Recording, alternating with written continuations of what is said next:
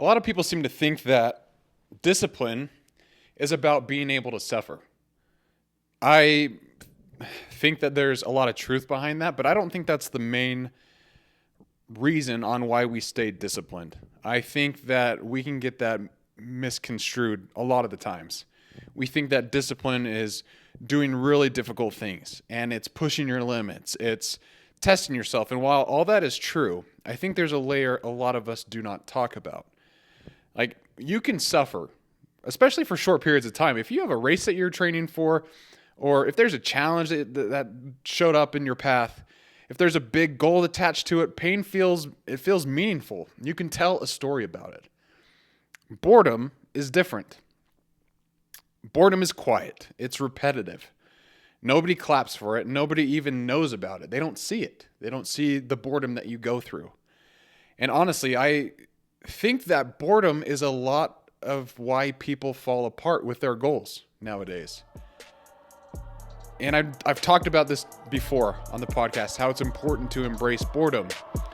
But there's another layer underneath it, and it's the discipline is just boredom tolerance.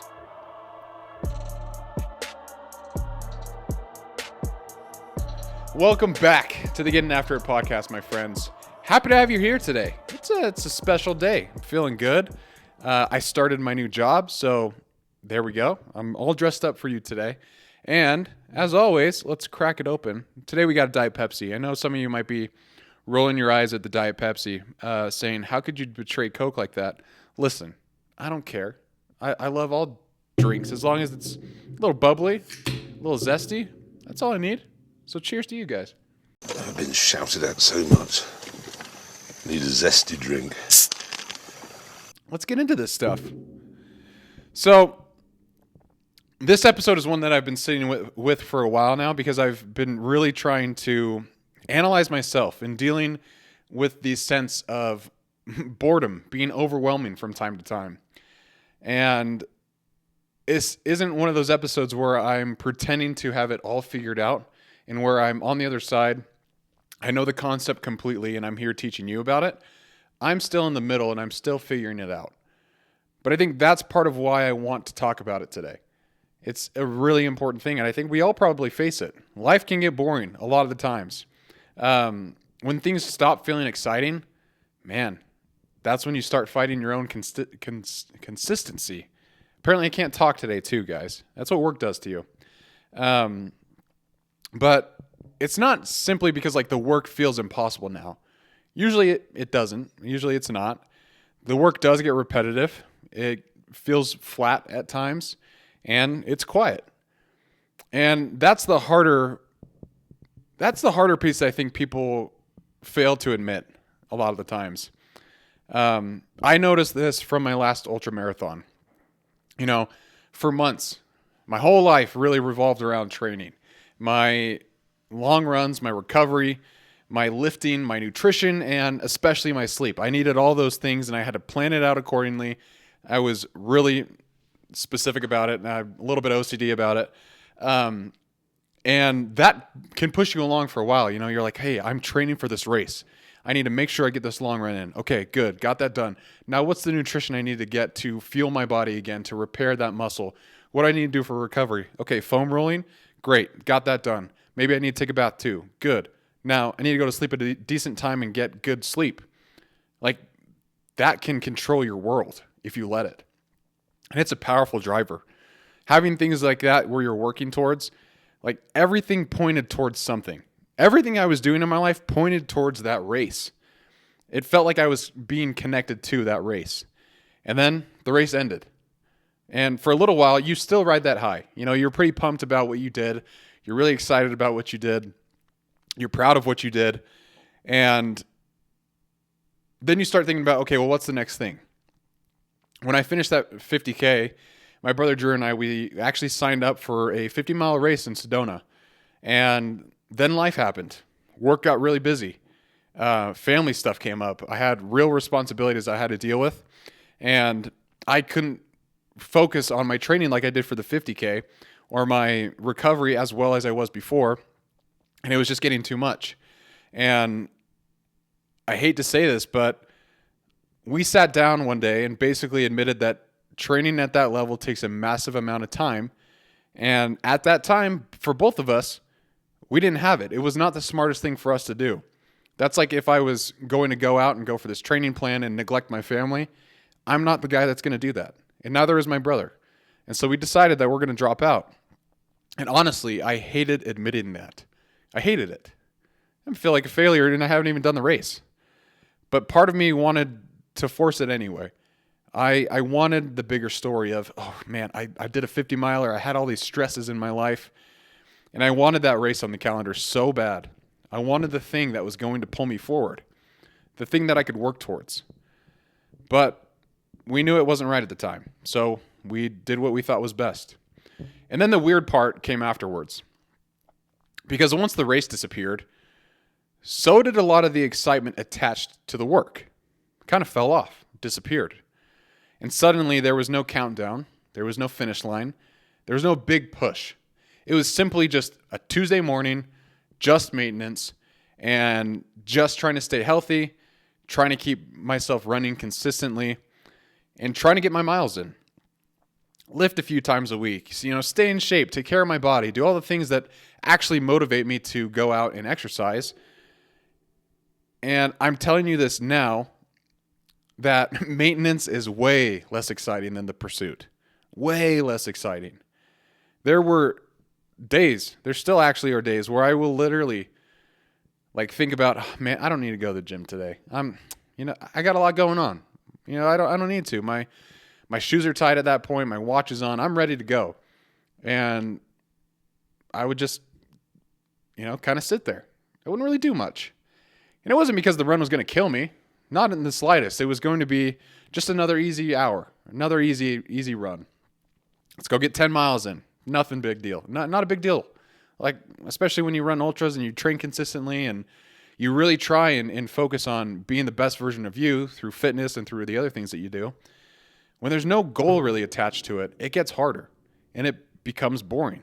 Because like I said, there's no medal. There's no breakthrough workout. It's just another run at that point. And I've been thinking about this experience and I've started to realize something. I don't think people quit because things are too painful. I think it's quite the opposite. I believe that they quit because they stop feeling interested. And that's a whole different problem on its own. I've talked about boredom with your time and staying off your phone and trying to avoid that and embracing boredom because I think that's where a lot of great work is done. And when that happens, when you understand that, there's emotion attached to it, you can tell yourself that you're overcoming something, but boredom feels empty. And that's why scrolling wins so often. That's why distractions win. And human beings are great at being distracted, myself included in that. Sometimes my brain would rather feel anything than to feel flatness, to feel that boredom. I don't think I noticed, and I don't think I realized how much I've trained myself out of being able to sit in quiet repetition. I've noticed it in myself constantly lately. Every drive I have needs a podcast. Every workout needs some kind of stimulation, some kind of input. Every free moment needs another kind of input. And even standing in line somewhere, I have the habit of sometimes pulling out my phone. And I started asking myself something recently. When do I actually think anymore? When's the time that I have thoughts that run through my brain where it's either podcast ideas or it's changes to my training? When do I think and not consume? And I think it comes down to really three things. First, the shower, great place to think, honestly. Certain runs where I force myself to not have any input and it's just me running. Or I'm about to fall asleep in bed. It's kind of it, honestly. Those are the three things in my life where I really have no input. And it's a little bit embarrassing to say, but you got to put it out there in order to fix it. You got to be able to understand where you're at, understand what your habits are, and where the opportunity is to tweak some things. And there's a quote from Pascal that keeps coming to me. And he said something along the lines of all humanity's problems stem from man's inability to sit quietly in a room alone. The crazy part about that quote is it was written hundreds of years ago. Like before phones, before social media, before Netflix and all those things that distract us, the constant stimulation that we face today. So this isn't just a technology problem as much as it is a human problem. We just made the escape easier. And I think it's really hurting our ability to stay consistent with anything long term. Because long term, anything gets boring eventually. Marriage does sometimes. Not mine though, because my marriage is perfect and I love my wife more than anything. Running does. Business does. Lifting does. Podcasting does. Writing does. Everything meaningful loses its novelty over time. And that is normal. That is completely normal. You've heard of writer's block. Those are people who have a profession of being a writer. And they sit there sometimes and can't think of something else to add to the page. And they sometimes freak out. I've had that before, and I just have to sit there and let the thoughts come to me. And that is not fun sometimes, because I could be sitting there for 10, 15, 20 minutes just trying to think, okay, well, what's the next thing I want to write? What do I actually think about this part of the topic I'm writing about? Like, what do I actually believe, and how can I put that down on a piece of paper and get it out as clear as I can? And the people who last are usually the people who stay the most motivated. They're the people who stop expecting life to feel exciting all the time. That realization has hit me pretty hard this year, especially with running. Because without a race on the calendar, man, all I have is the system itself. And sometimes systems are boring. If you know who James Clear is, he wrote Atomic Habits, and one of the most famous lines from that book is, you don't rise to the level of your goal, you fall to the level of your systems. And I think that's true. But I also think people underestimate how emotionally unexciting systems are sometimes. Nobody posts the random maintenance run on a Tuesday. Nobody celebrates the normal workout on a Thursday. Nobody talks about the 100 ordinary reps that you do. But those reps are the whole thing. Those reps are what build people. And it's not the breakthrough moments like we all think. At least that I think. I think, if we're talking about the podcast, like I'm working towards whatever breakthrough moment I envision in my head. And when I don't get there on an episode, it's like, man, okay, I got to do the next one. I got to do the next one. I got to do the next one. And that repetition can be boring a lot of the times. But I love what I do. I love this podcast. I love this format of just conversation. And that keeps me going. Now, when you peel back all the layers, it's the boring consistency all underneath it that gets you there. I've been thinking about my dad a lot recently because I think he, from an outside view, people would say he's spent years doing a lot of boring work. It's long hours in the office. He has responsibilities. He has people who depend on him, people who actually need him. And as a kid, he worked from home, and I never once saw him complain about that. He may have to my mom, and I may have been, missing that, but I never saw it. Because when he was done with work, he would come down smiling, ready to be with us, and wouldn't even think twice. Like, I wouldn't think that he was an unhappy person or that he was bored a lot of the times. But it's something I really admire. And now that I'm older, I think it impresses me more than it did when I was young. Because I understand how easy it is to let boredom make you bitter, to make you angry, and to think that, man, my life is just so crappy right now. Like, I can't stand another day of the same routine, the same thing. And sometimes, that's a good signal that you should change whatever you're doing. But that's just what I've noticed in life, is that things get boring a lot of the times. Sure, you have passions. Like I have this podcast. Like I said, it keeps me going, just having this idea that I want to talk to people about things that I'm learning or going through. And, there's fitness that I'm passionate about fitness. It gets boring sometimes, just as the podcast does, but I know the benefits that come from it. And really anything over time can get very monotonous. And I think a lot of people secretly believe meaningful lives should constantly feel intense or exciting. But the most meaningful lives are repetitive. You take care of people. You show up. You handle your responsibilities. You repeat simple things over and over again. That's adulthood for a lot of people. And there's something really respectable that I think about someone who can do ordinary things consistently without needing applause for it. That's a big thing. I really admire people who can do that.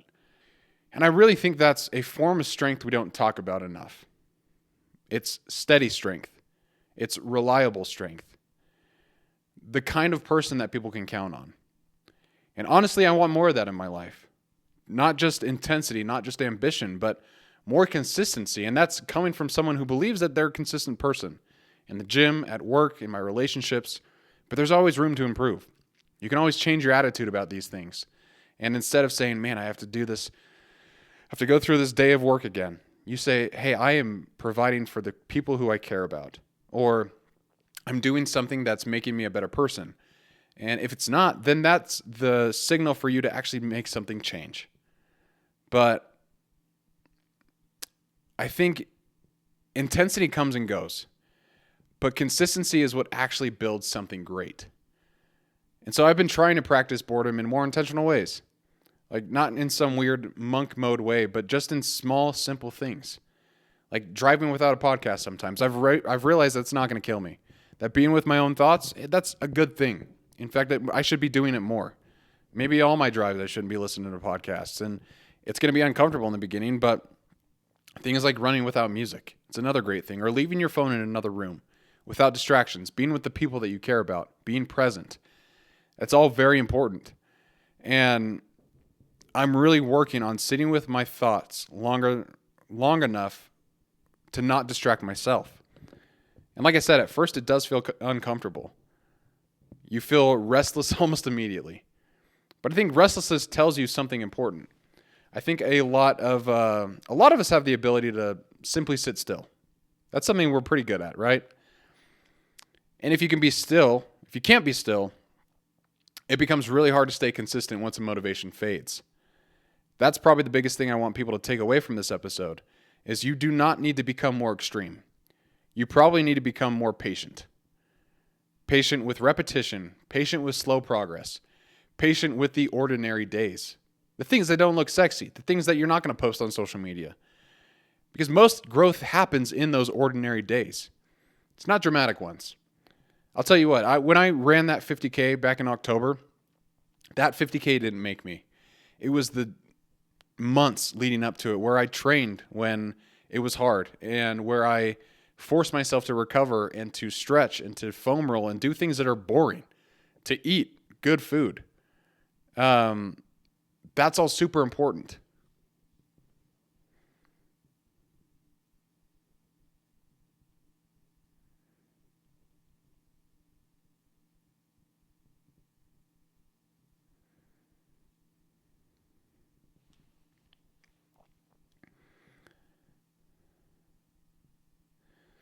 I've started doing this thing when I feel myself wanting to quit something because it feels dull. I force myself to sit with it for 10 minutes. Just 10, and that's really it. A lot of the times the resistance begins to fade once I stop fighting the boredom. And even when it doesn't disappear, at least I'm building trust with myself. That matters. Because every time you quit, the second something stops feeling stimulating, you reinforce the habit of escape. And eventually that leaks into everything, from your work, your training, relationships, your goals. If you're not able to sit with something long enough to get it done, that's going to be a negative effect on you. You become somebody who constantly needs novelty to keep on moving. It's a dangerous way to live, especially now, because the modern world is basically built to destroy your attention span. How many times have you heard that? Like, people's attention span sucks nowadays. Yeah, that's true. It's because every time something happens, man, we let ourselves just get distracted immediately. We pull up our phones, we open up TikTok, and we scroll. That's the thing about TikTok, is as soon as you click the app, it starts. It goes.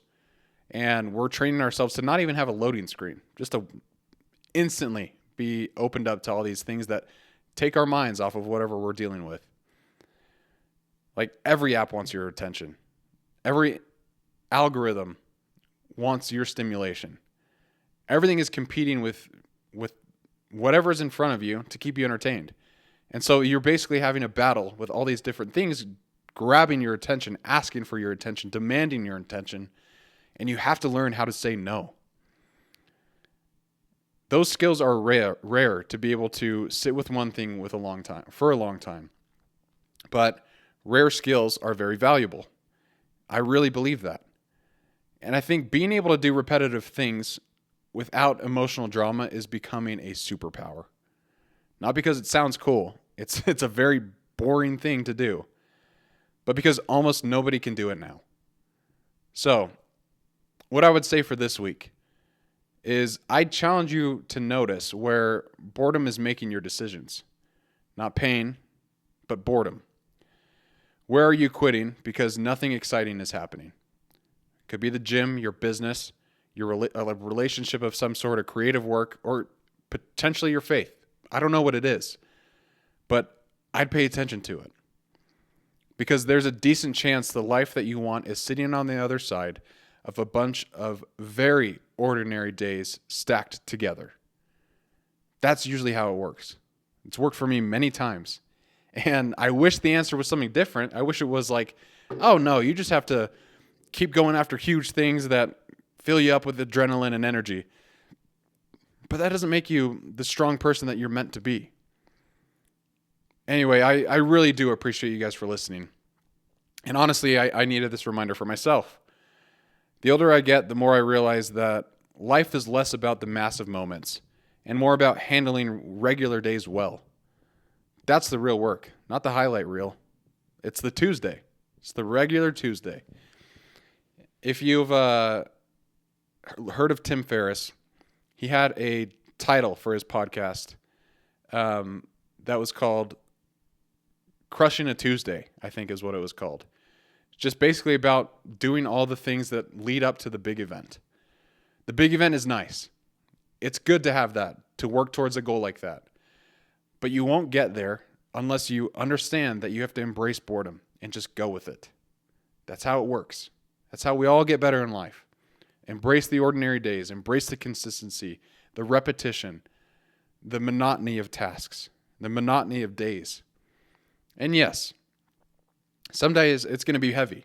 That boredom's going to feel like it's 1,000 pounds hung around your neck and you're thrown into the ocean. You're like, I'm dying. I need to do something different. And again, if that's the signal for you to actually do something different with your life, you should listen to it. But a lot of the times, if it's just you being bored, then keep going. When it gets boring at the gym, don't stop. When it gets boring with a creative project and you're not seeing any progress, don't stop. This podcast would have stopped at episode 15 if I was only doing it for the recognition and for the popularity or whatever you call it. It would have stopped back then. But it's the boring work that keeps me going. Like I'm learning, I'm studying, and you have to focus on those things. You can't outsource that. So this week, just pay attention to the things that you're feeling that in and try and reframe it in your brain. I think you'll make progress. I think you'll see success over time. It just takes a little bit of work. But seriously, thank you guys so much for listening. If this helped you at all, leave a comment. I'd love to hear it. And leave a review on Apple Podcasts or Spotify. That helps the show grow. It helps it get in front of more people, and it really means a lot to me. I appreciate it. And until next episode, everybody, go through that Tuesday, stay in the game, and keep getting after it.